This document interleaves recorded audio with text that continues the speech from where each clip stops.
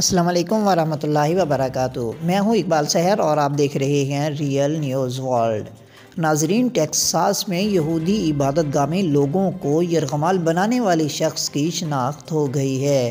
اطلاعات کے مطابق ٹیکساس میں یہودی عبادت گاہ میں لوگوں کو یرغمال بنانے والا شخص برطانوی شہری نکلا۔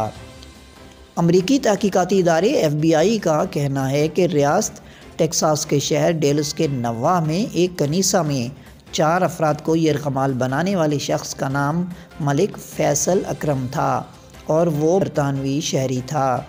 44 سالہ فیصل اکرم نے ہفتے کی صبح کولیول نامی علاقے میں یہودی عبادت گاہ میں موجود 4 افراد کو یرغمال بنا لیا تھا اور وہ بعد ازاں پولیس کی فائرنگ سے جاں بحق ہو گیا، جبکہ یرغمالیوں کو بازیاب کروا لیا گیا تھا۔ یہ واقعہ مقامی وقت کے مطابق ہفتے کی صبح تقریباً 11 بجے شروع ہوا، جب پولیس کو عبادت گاہ میں بلایا گیا تھا۔ کولیول کے محکمہ پولیس نے مقامی وقت کے مطابق صبح 11:30 بجے ایک ٹویٹ میں کہا کہ وہ کانگریگیشن بیت اسرائیل نامی عبادت گاہ پر ایک special weapons and text operation کر رہی ہے۔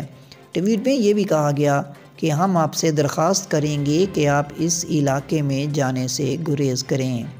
ناظرین، ملک فیصل کی جانب سے یرغمال بنائے گئے 4 افراد میں کنیسہ کا ربی بھی شامل تھا۔ 4 یرغمالیوں میں سے ایک کو 6 گھنٹے بعد رہا کر دیا گیا تھا، تاہم باقی 3 کو مزید کئی گھنٹے بعد پولیس نے بازیاب کروایا۔ واضح رہے کہ 10 گھنٹے تک جاری رہنے والے آپریشن کے بعد کولیول پولیس اور FBI کی مشترکہ پریس کانفرنس میں بتایا گیا کہ تمام یرغمالیوں کو بحفاظت رہا کروا لیا گیا، تاہم ملزم جاں بحق ہو گیا۔ ٹیکساس کے گورنر گریگ ایبٹ نے اپنی ایک ٹویٹ میں بتایا کہ تمام یرغمالیوں کو رہا کروا لیا گیا ہے۔ ادھر دوسری جانب کولیول پولیس نے بھی اپنی ٹویٹ میں یرغمالیوں کی حفاظت کا اعلان کرتے ہوئے لکھا، کولیول میں صورتحال حل ہو چکی اور تمام یرغمالی محفوظ ہیں۔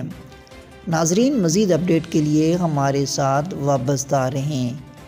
اگر آپ نے ہمارے چینل کو سبسکرائب نہیں کیا تو کر دیجئے اور آئیکن بیل کو پریس کرنا مت بھولیے تاکہ نئی ویڈیو کا نوٹیفیکیشن بر وقت آپ تک پہنچ سکے۔ مجھے دیجیے اجازت۔ میں ہوں اقبال سحر اور آپ دیکھ رہے تھے ریئل نیوز ورلڈ۔ اسلام زندہ باد، پاکستان پائندہ باد۔